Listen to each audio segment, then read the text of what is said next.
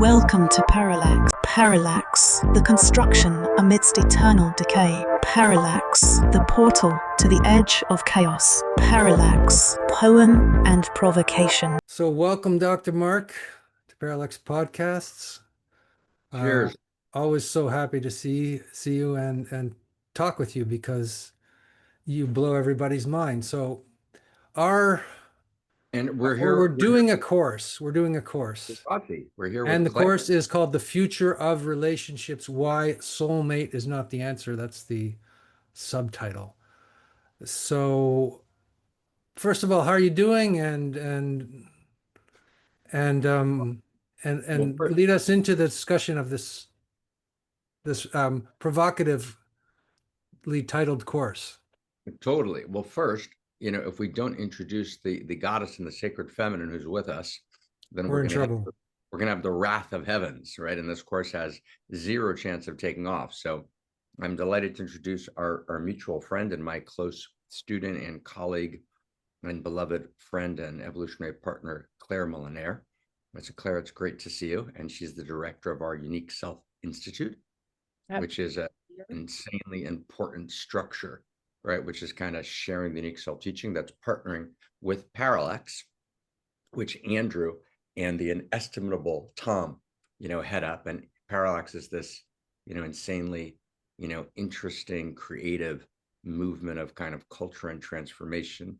And the Unique Self Institute and Parallax are kind of getting together to create the space. So I want to just kind of, I apologize for my kind of, but I want to just honor all those spaces because they're so important and so great.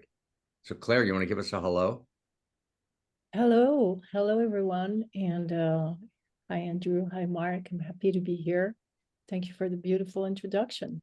Yay, let's do this. Now, do you think we should talk about our topic or we should try and get Andrew to play a song for us? What do you think? I got a good question because your introduction brought to mind a question and something that I've been thinking about. Please go ahead. I think it relates to the course. So Okay. So I was talking to somebody, who is my friend, who is sort of a spiritual teacher, and he was talking about Shakti and Shiva, and that really the first in the beginning you need Shakti, you need to lay a ground or a foundation and a structure, and that's the Shiva he called it, and then we can invite the whole holy feminine. I mean, this is not man or woman. This is just he was more like describing the structure of reality. And so when you said we need to invite Claire into the conversation, it was just being that's of course because it won't work otherwise.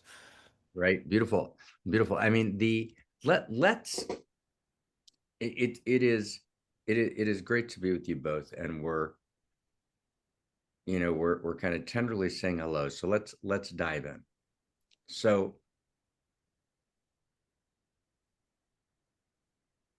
this course is about the future of relationships. And Andrew, you raise this Sanskrit, beautiful Hindu expression about the relationship of principles, forces in cosmos. Yes. One principle of Shiva, which is the ground, right? The deep ground of consciousness itself, right? The unmutable, immutable, ground, it sometimes evokes something of what Aristotle would call the unmoved mover, right? It's the ground, right? It's everything, it's everywhere. And then there's the second force or the second taste. And of course, these two are actually not ultimately separate, and yet they appear to separate and then they yearn to come back together. And the second force is Shakti. And Shakti is the dancing, creative energy. It's the creative advance of novelty. It's the movement of dazzling, erotic aliveness that desires madly ever deeper contact and ever greater wholeness. Right? And so that's Shakti. So there's this unmovable force, this steadiness that perhaps we access in the depth of the silence, right? You get a sense of Shiva in American Westerns, when you see John Wayne on his horse and he's kind of stoic and protecting, and he's got this very deep, and no emotion really shows, but there's this deep, deep ground that you can trust. And he's on that horse and he's like, okay, right? That's Shiva. That's a Shiva quality. And then, you have, this kind of dancing, ecstatic quality of the Shakti, which aggregates atoms into molecules and molecules into macromolecules and brings the three of us together in allurement in the structure of this course, because, hey, we like each other and we like hanging out together and we want to create for she. But underneath everything, if we didn't feel allured to each other, if we didn't have a space between us, we wouldn't do it, right? In other words, there's an allurement at play. So these two forces desire and need to be in relationship in order to create a larger wholeness. And those two forces, as you say, my friend, those two forces live in Andrew, and they live in Mark, and they live in Claire.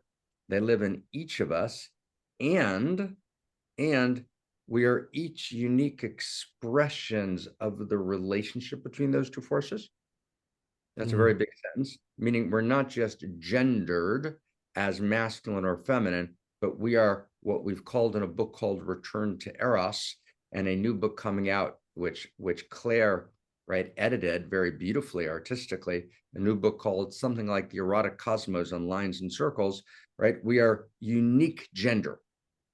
That's a big deal. I'm going to just get this right. We're unique gender, and we are unique configurations of these two tapestried forces that come together in this larger, unique configuration called Androgynous, who both is an entrepreneur who creates Parallax, is a husband, is a parent, is a musician, right? Is a tantric, kind of philosopher in theory, right? Who is a poet, right? He's all of these things. He's Shiva and Shakti. Claire the same, Mark the same, each our own world. So we're each unique gender. And then these two unique genders yearn to come together. So it's the unique gender, right? Unique genders, right? Yearn to come together with each other. So there's these unique configurations of gender, right?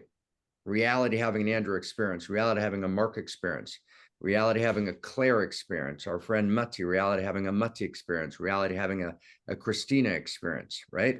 And they yearn to come together. Now, the question we're talking about in our course is this relationship structure at the human level. How does that work? What's the future of relationships? Because relationships are the utter essence of reality. Reality is relationships. And we're at a moment where we have, and I'm going to go just one more step and turn it back to you. We're in a moment there where we have two fundamental crises happening in our world. And one's a personal crisis, and the other is a meta crisis, but they're utterly related, which is what this course is about. So the personal crisis is relationships not working.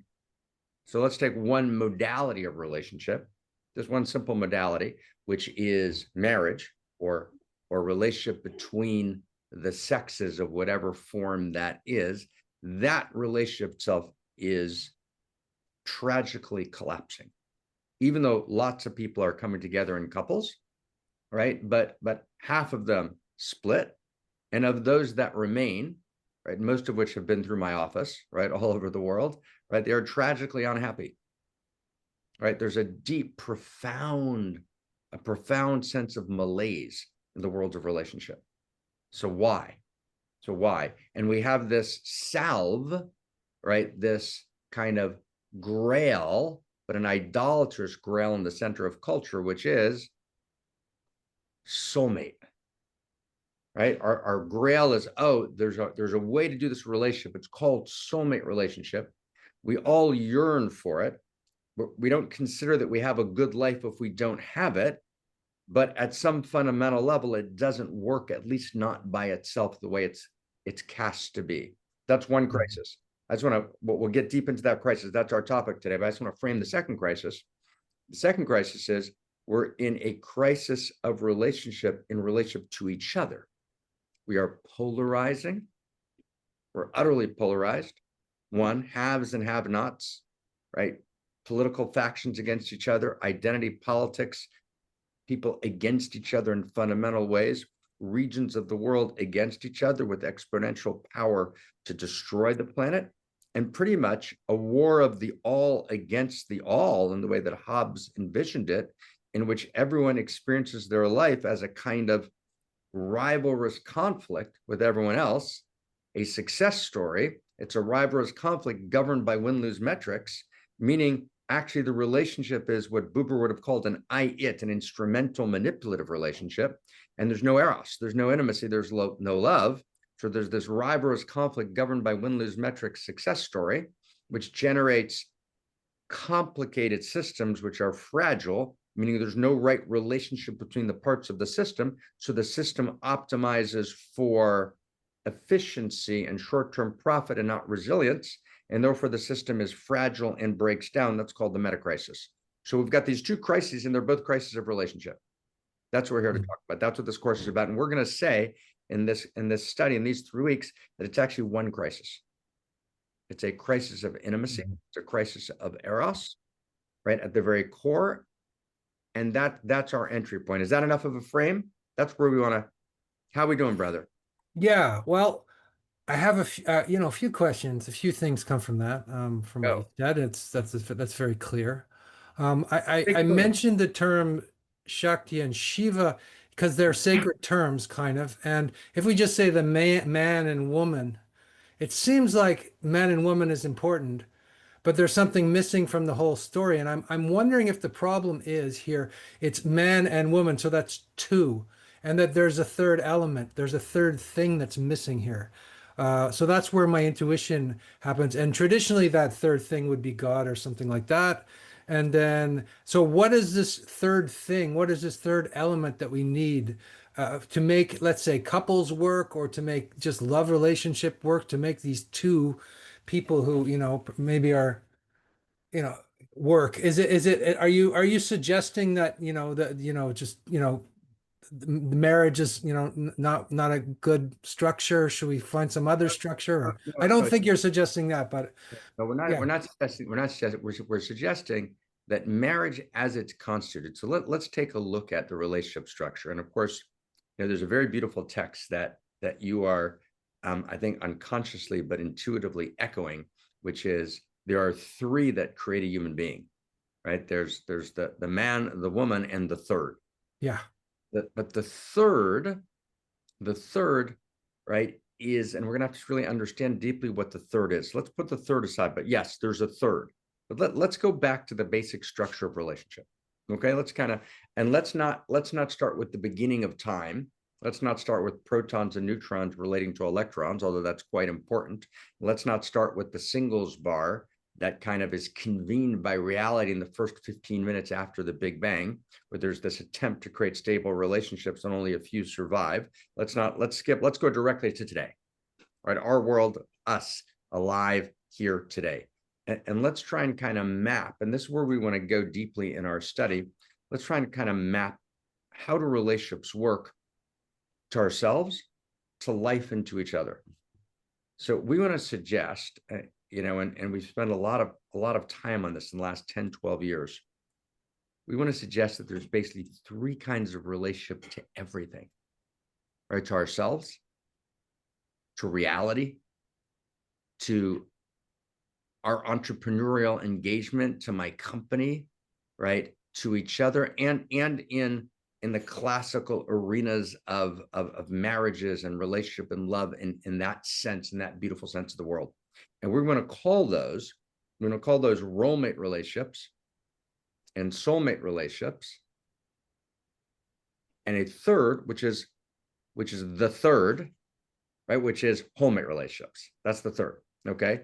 So I want to just take for a second. Let's just take for a second. I want to just for a second. Roommate relationship means I've got a job to get done in my life. So let's say my relationship to myself, a roommate relationship to myself would be, my role is to be successful. That's my role, right? That's my job. right? Society tells me what my job is. Job is to be successful. So I go to preschool and I got to make sure to get to the right preschool. Let's say I'm living in Manhattan. I got to get to the right preschool to get into the right, early school, grade school, in order to get into the right high school, to get into the right college, to get into the right job, right? In other words, I'm a roommate. But that's one vector of that, but we're all role mating, meaning we're trying to fulfill our role, and our basic role is to be successful, right? And that's actually a universal structure across the world. And be successful means, a number of things. I have a relationship, I have a job, maybe I have a home, I'm in some sort of community, right? I have some level of prosperity, right? I have some level of education. That's my role. And my relationship to life is role mate. Or if I'm, let's say, married, so I got to stay married, I've got to provide, I've got to maybe have a kid or two, I've got to raise the kids, right? So I relate to my partner, we're roommates, and our job is, what's our job? To survive and to thrive. To whatever extent we can. We got to make it and we got to thrive. That's our roommate. And that has historically been, right, the nature of human relationship. We've been roommates. So let's say religion told us this is your role. So you have to fulfill the role prescribed by religion, right? In marriage, right, we fulfill our classical marriage roles, right? In relationship to the world, right? So we're fulfilling our role. That's what we do. And then at some point we decide, we realize, we feel this doesn't work. It's not enough. The religious prescription's not enough. The success prescription's not enough, right? The pre-modern religious, the modern success prescription are not enough. We want something more. We want to be in love with ourselves, self-love. We want to be in love with reality. We want to be in love with each other. All right, we want to be soulmates with the world. Like, it's not just with each other. We want to be soulmates with each other. We want to be soulmates with our work. We want to be soulmates in some sense with our children. We want a certain kind of love of our children. We want to just be in love, right? We want to be soulmates. We want to be so present, right, with each other, so ecstatic with each other, so looking in each other's eyes. So let's say we're in a marriage. We want to be personally fulfilled by sharing our wounds with each other and holding our traumas and looking deeply in each other's eyes. Perhaps reading some Rumi is helpful, right? And kind of holding each other, right? Sex is good, cuddling's even better, right? And right, in other words, right, we want to be soulmates. That's when we want to be soulmates with reality.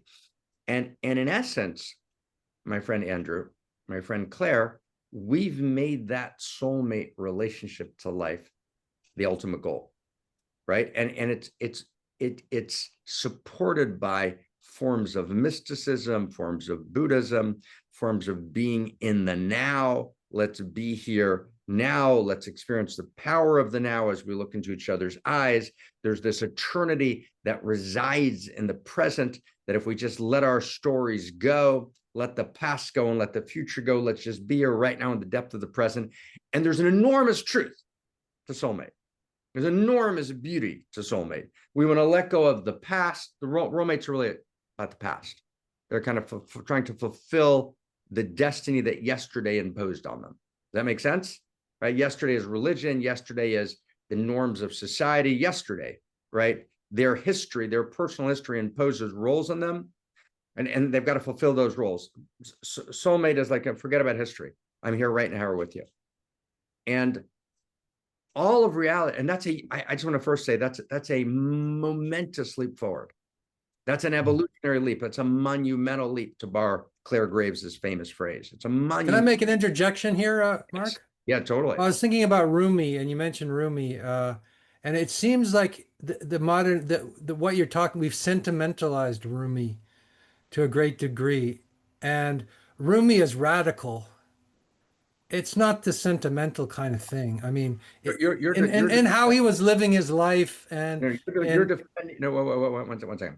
Your defense of Rumi is well taken, but I'm not talking about who Rumi was. I'm talking about the way we read Rumi today in soulmate relationships. Yeah, exactly. Okay, so I Rumi So you was say there's this great thing, you know, that we have in the contemporary world. And Rumi is one of thousands, right, of Sufi practitioner, right, teacher, you know, kind of magical beings who are beautiful. We're not talking about that. And I'm talking about people reading Rumi in the way they do, right, in soulmate relationships. Entirely different issue, right? So we got Rumi's on our stands, and we will not sentimentalize him for sure. sorry, but this is pointing to the problem with the soulmate thing. Correct. That is That's pointing to the problem. Yes. That's correct. No, that's exactly right. In other words, we've taken Rumi, who was actually something else. Now, what Rumi was, right, was actually much closer to a wholemate. Yes. Right, to this third, right? Now, so, but I first want to kind of let's just stay with this for a second so we can really get what we're saying, because it's a crazy big deal, right? We're actually saying something heretical. And if you say something heretical, you've got to take responsibility for it, because people try and burn heretics at the stake. And Reich wrote beautifully in a book called Listen, Little Man, another book called The Murder of Christ. And he didn't mean Christ God, he meant life force. There's a move to murder eros. Yes. So when you actually challenge the soulmate notion, right, people will go to murder you. So before one invites murder, one should do so consciously and then try and avoid murder and live. But first, I want to understand what we're saying. What we're saying is two things. And let's go like real slow. One, we're saying that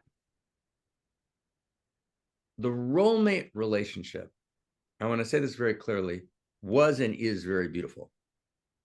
So trying to fulfill religion's precepts for me, well, if it's a good religion and it's a good version of it, not bad. Trying to be a great parent, roommating, not bad. I was just, texting with Mariana today, when to pick up Zion, right? And, I'm trying to be a better roommate and return texts more on time, right? So let's try and, okay, right? But in other words, there's lots we do in roommating, right?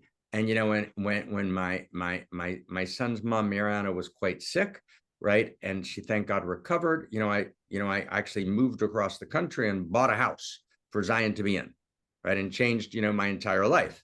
Right? Because that's what a roommate does. It was my role to, at that moment, protect and take care of our son. So roommate's big, it's huge, it's important, it's wildly, and it creates a depth of commitment. And whether one's in a roommate marriage or a roommate relationship in an organization, right? So let's say even in an organization, right, at the center or at Parallax, or one of the center's, gorgeous expressions, the Unique Self Institute, right? If David and Claire are working together at the Unique Self Institute, they got to start by being roommates. They got to rely on each other. We each have a role. We can count on each other. Got your back. Just very elemental roommate integrity, showing up, fulfilling my role is huge. We can't even begin without that. So I want to just say, right? And there's a love that comes from roommating that's unimaginably important. But we realized it's insufficient. We realize that actually we can't live based on it. It doesn't sustain us sufficiently, right? Because the roles are often imposed by sources that are not necessarily clean or clear. So we're not sure how we got into these roles. So we're not sure we're in the right role. Like, how did we get here?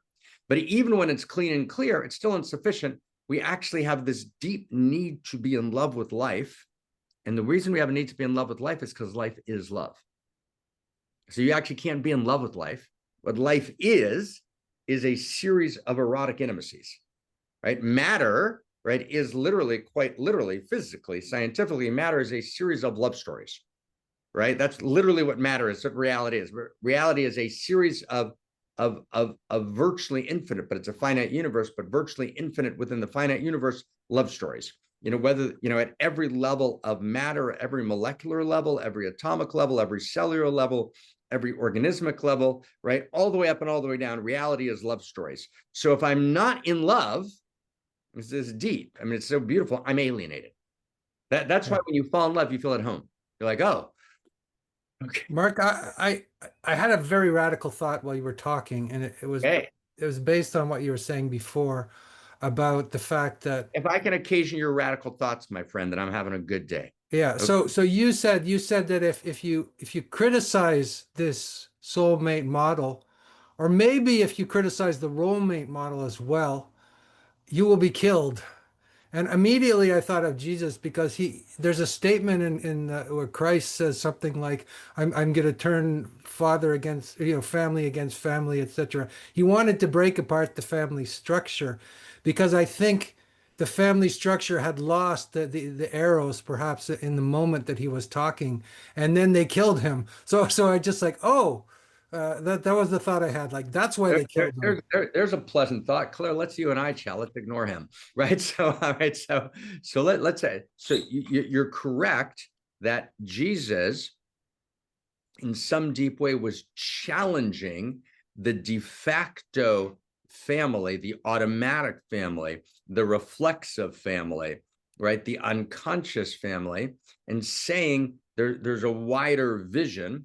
Right. And of course, what Jesus intended was to bring back to the family that wider vision. But yes, Jesus was in that moment challenging. But let me just go slow. I want to go slow because I want to. Claire has something to say. Maybe can I ask you something, Mark? It's Please. related. Can you speak of role, soul, whole as three structures of consciousness? I mean, basically, it's really an include and transcend. We're not getting rid of role. We're not getting rid of soul, but there is a need to evolve towards it. Yeah, we right, and we say that absolutely yes, and we say that all through the Rollmate, Soulmate, Wholemate book. But again, I want to take us slower. In other words, I want to just understand what each of these is. Right. Because I want to go radical now, Mark. Right. Sorry, you know what I mean? In other words, sorry. Yeah. Right. In other words, there's a 500-page book called Wholemate, the Evolution of Relationships, with a section on role and a section on soul and a section of whole, in which we explain that each has a place.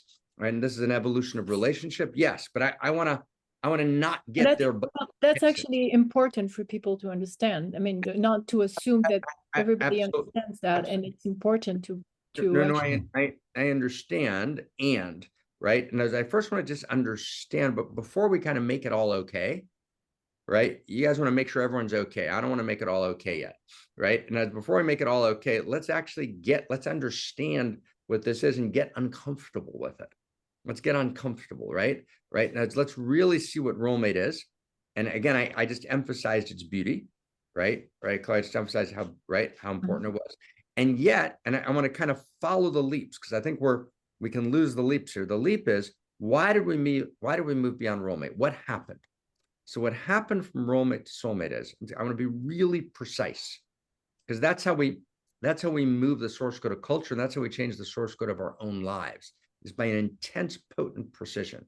Why did we move from Rollmate to Soulmate? Because we wanted to be in love.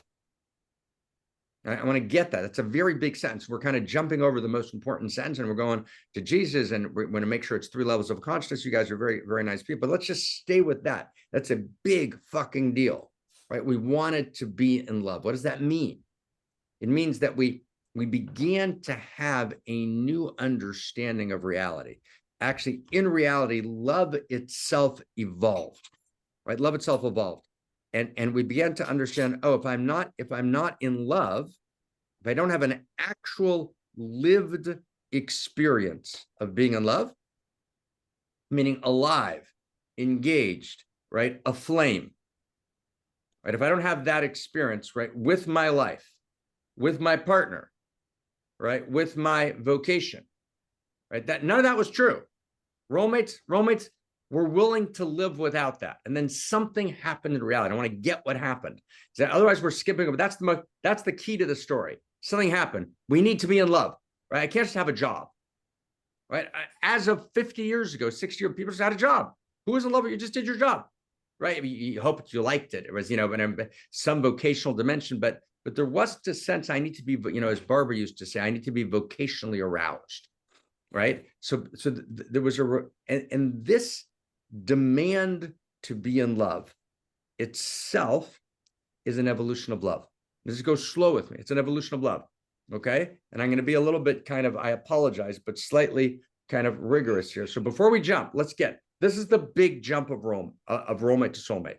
That is, as you would say, Claire, right? Yes, we're not going to leave Rollmate behind, but That's way farther down the road when we get to that. We're going to realize in the end that, oh, actually, we need to include role mate, right? Because whenever you emerge developmental, you always include the previous level. Yes, of course.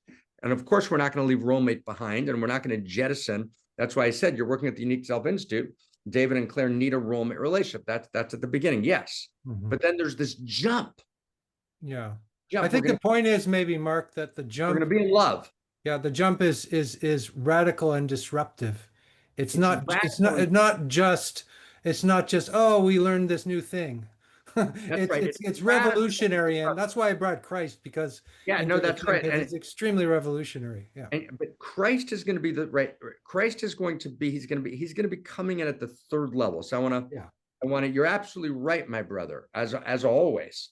But I want to first just get the monumental leap. There's this demand that we're in love. It's like, but now we're about to get to the heresy. And we thought that was enough. So this is the point, right? We thought that we could kill all the gods except for Aphrodite and still be able to worship at her altar. Meaning, now stay close, we thought we killed the field of value. Modernity just kind of assumed value, but couldn't locate its source, so it just claimed it as self-evident, right? Or it just destroyed it altogether in the kind of major movement of modernity of David Hume, et cetera. Postmodernity, kind of, as Habermas points out, is really just modernity on steroids. It's just postmodernity, in my language, calls in the loan of modernity. Modernity takes out a loan from pre-modernity of social capital, and that loan of social capital is to assume that value is real. That's what modernity does. Postmodernity calls in the loan and says, actually, yeah, we all get there's no real field of value. It's all made up. But what we did is, just to stay close, what we did in the soulmate world is we said, let's ignore all that stuff. Let's just be in love. Let's do Valentine's Day. Let's commodify Valentine's Day, make some money on it. Let's be in love, soulmate. That's the goal. And we thought, okay, we can kill all the gods, meaning the field of value. We can kill all the gods, we can kill the field of value, but we'll have Aphrodite and we can be in love, and being in love is going to be our God, right? In other words, and a good life means a good relationship. It's not that a good relationship serves a wider good life. No, a good life means, a desideratum, a requirement for good life is you have a great relationship. That's what a good life means. So we kill all the gods except for Aphrodite. We kill the field of value. We give you a success story, which is rivalrous conflict governed by win-lose metrics. And your booby prize is you're going to be in love. You're going to have romantic relationships, and forget about time. We'll come late to one mountain. This is like so important that we get this. Now the time doesn't even exist. Okay. We're in the timeless. So the booby prize is, wow, you're going to be in love. You're going to be in a romantic relationship. You're going to be in love with your life, and you're going to be in love with your job, and you're going to be in love with your partner. But actually we have no idea what love is. We actually realize, well, what is that? And it doesn't last.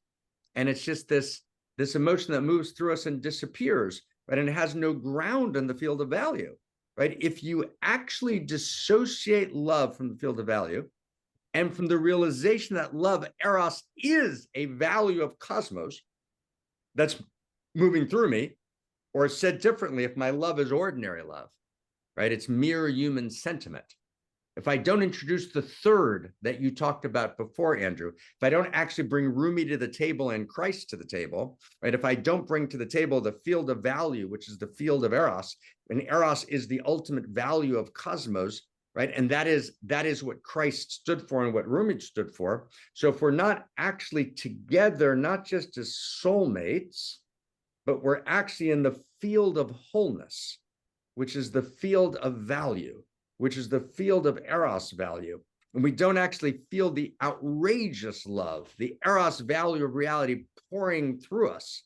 And we're not just looking at each other's eyes in a kind of nuclear family, which has exiled love to this one specific relationship in one specific way. And therefore, if we get divorced, we have to actually hire lawyers to destroy each other because we don't have a larger field of value. We don't have a larger field of eros. We've exiled all of our love to this one relationship. And if this one relationship doesn't work, it fucking all explodes because it all didn't work because we're not in the larger field of love, right? Then actually soulmate collapses. That's why soulmate collapses. Soulmate collapses because we've killed all the gods except for Aphrodite. We've killed the field of value.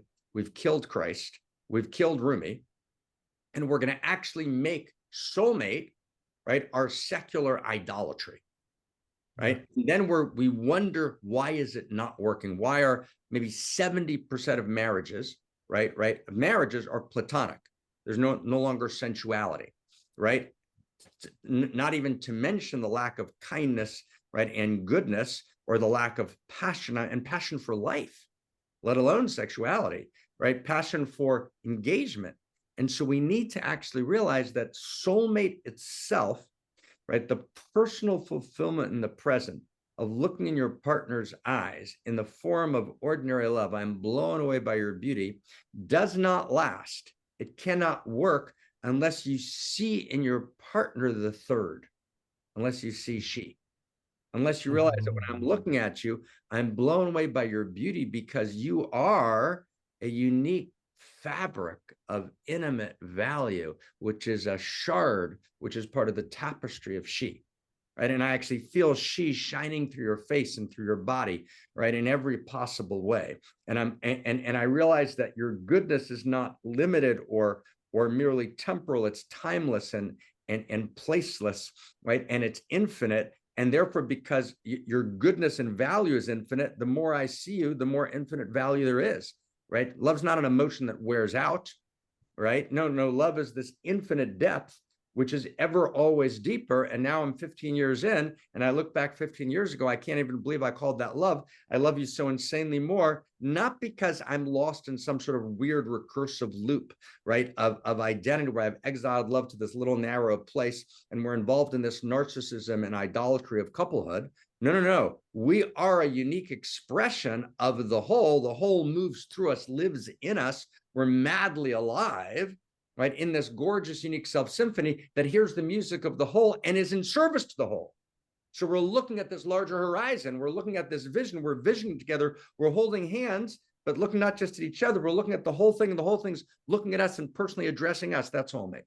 Okay, Okay. Which includes soulmate, says Claire, which includes soulmate. So soulmate takes the best of soulmate, which includes roommate.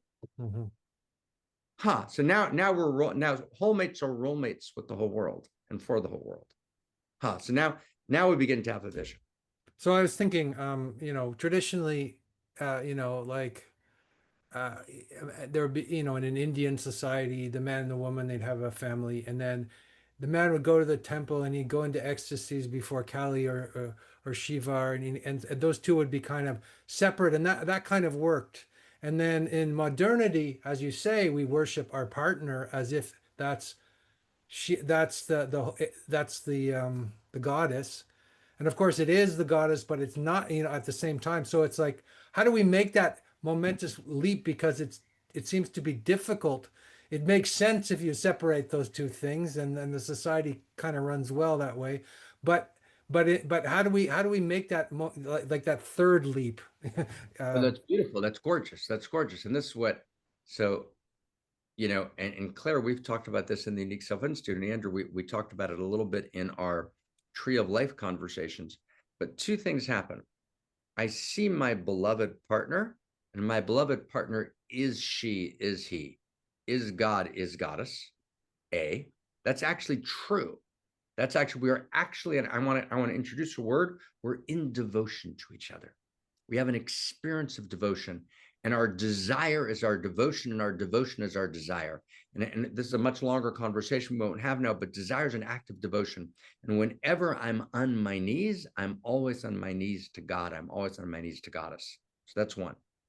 But two, at the same time, both of us together are serving the wider field of she. So we're both on our knees together in devotion to the larger field.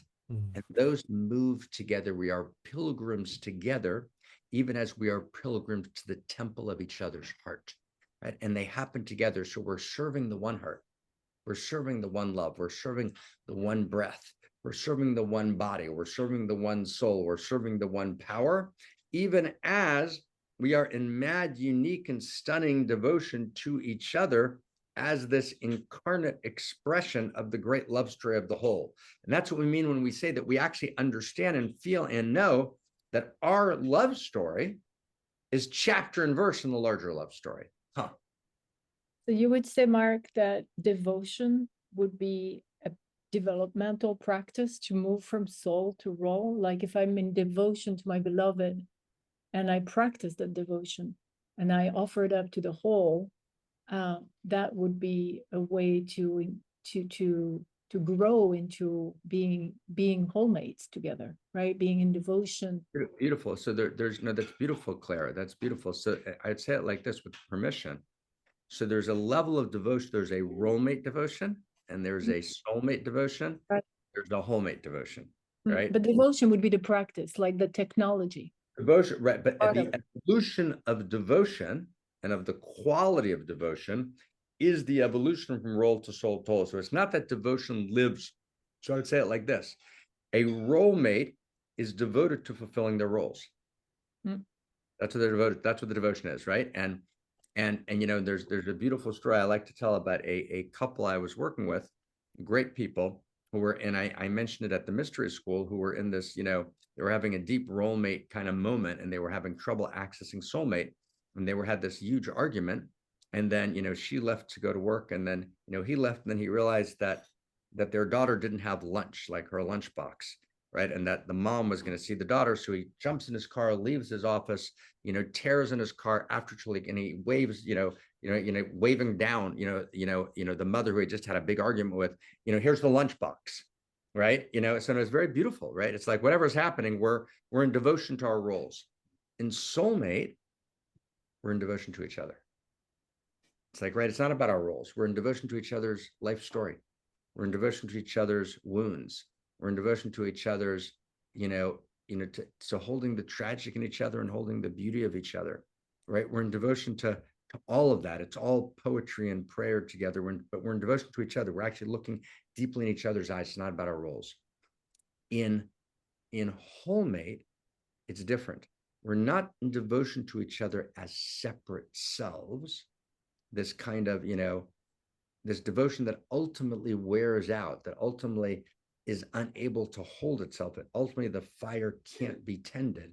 We actually are in devotion to each other as God and Goddess, as he and she, as unique incarnations of what we call the infinite intimate, which is in cosmologic humanism, in this new story of value, we call the name of God the infinite intimate. So I'm looking at you, my love, and you are a unique and stunning incarnation of the infinite intimate. And I serve at your altar in devotion to thee, and all of our sex is sex at the altar. But that altar ultimately is the altar of she.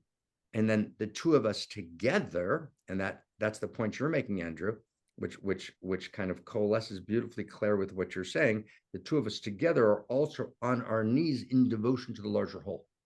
In devotion to larger whole, meaning we fall in love with all of life itself.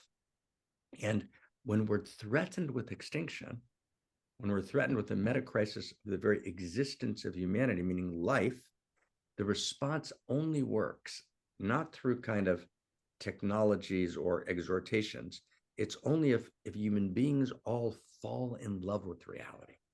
If we don't fall in love with reality, we won't save reality. If we don't fall in love with Earth, we won't save Earth, right? We only save, we're only the knight for that which we're in love with. So the solution, paradoxically, to the meta crisis, right, can't be exhausted by policy. It can only be enacted by accessing not just policy, but a new potency. And the potency is we're actually wholemates with reality. We're madly in love with reality. Right? We're not just technical stewards, we're lovers.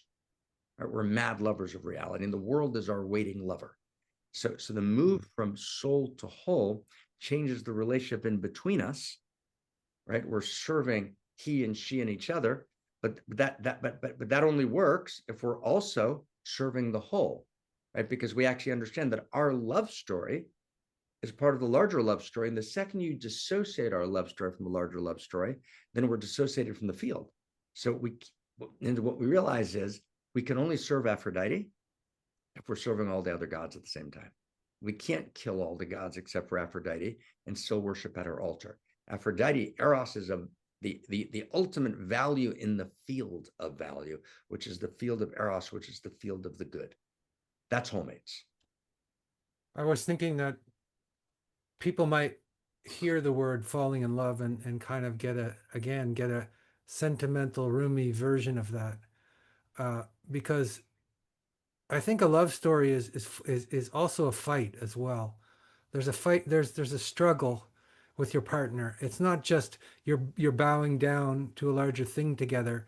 People might mistake that image as something too No, that's sentimental. beautiful. That's So beautiful. I think it's important to talk about the struggle, because if we forget the struggle, then people kind of they blend into one sort of amorphous being, and Yeah, and yeah. they lose the polarity of Yeah, no, no, a no. relationship. It is. Yeah, and what that's beautiful, Andrew. And what you're saying is it's not all sweetness and light, Yeah.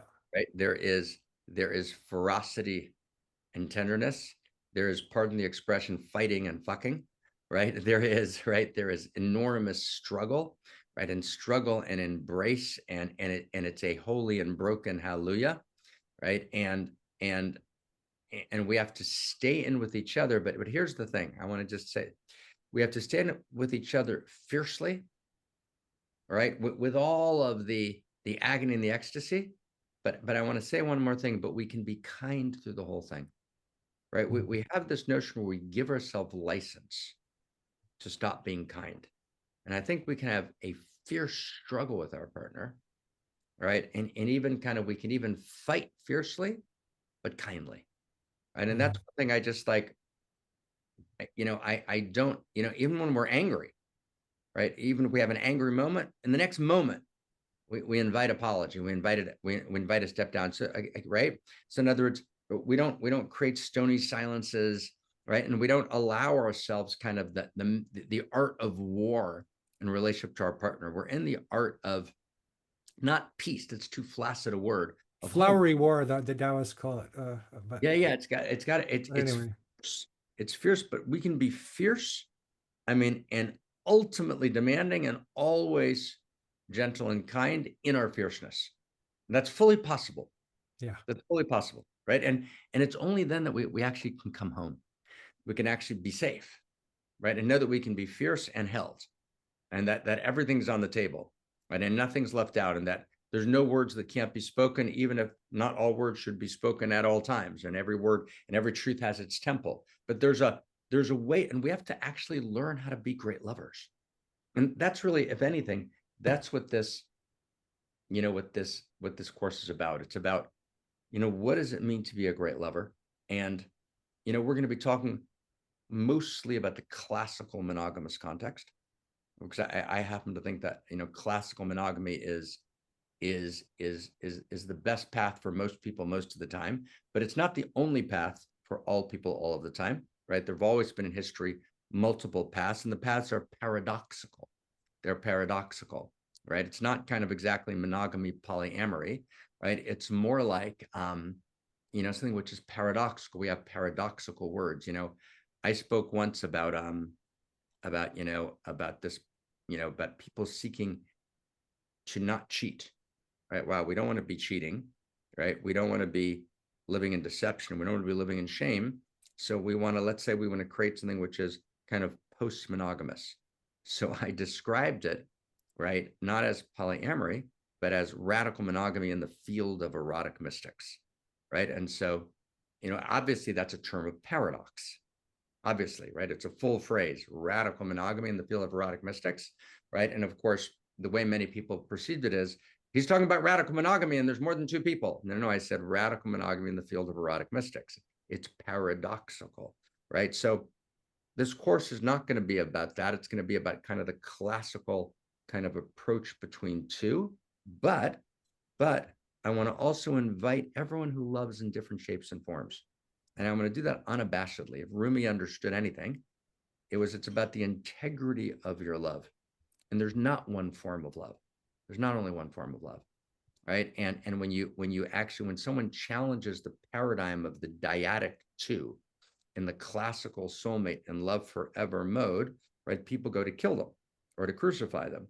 And that's actually not okay, right? And usually when people go to kill someone and throw stones, people who are madly and deeply in love and great relationships don't throw stones.